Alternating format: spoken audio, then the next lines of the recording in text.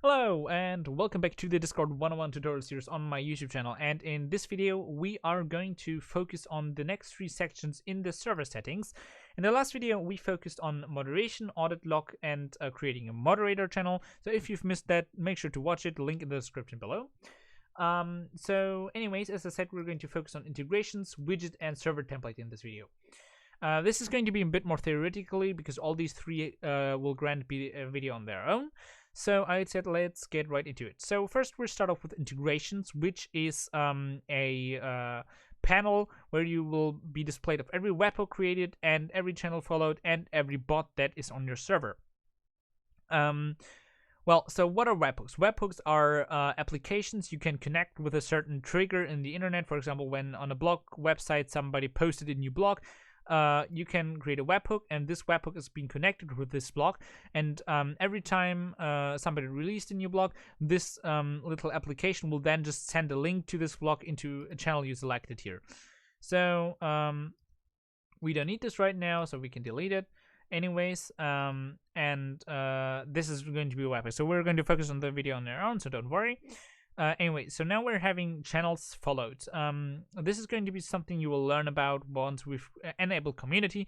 But to say it basically, there's a certain channel type in Discord, which is an announcement channel type, where people will be able to follow this channel on other servers. So every time you post in there a message and publish it, it automatically will be released in another server. Bots and apps are basically a section where every bot you invite to the server that automates things, which also have its own episode, will be just displayed in there. So then widgets are something that is important for you once you've making websites. If you made a website and you want to display a server in there, or for example in a wiki fandom site, you can integrate this. You can copy yourself a server ID, JSON ID, JSON API, and the permanent widget, which you can implement in HTML code, which will then just set a banner of your server in your website.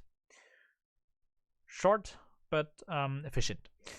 Server template is a way to make this template accessible for us, so to make an exact copy of your server, which will not include perks like, for example, a server boost and some stuff, but that's not important right now. So you can give the template a title, for example, community server, or let's say a basic community server. And you can give it a description like this is a basic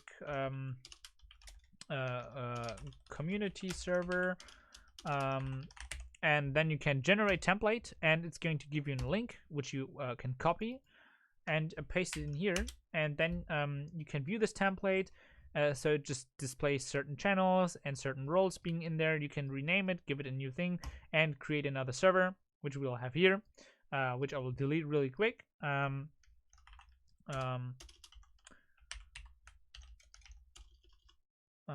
If I could type properly. All right, so there we deleted it. Anyway, so this is a way how to create a template, and once you've changed something on the server, you can synchronize this template, but as we don't need this, I just gotta delete it. Anyway, so this was for this video. This one was really short, always about 4 minutes, and in the next video we're going to focus on enabling community and what all this brings with it, and so on. So this is going to be focusing on the video on their own, and I'd say we see us in the next video. Bye.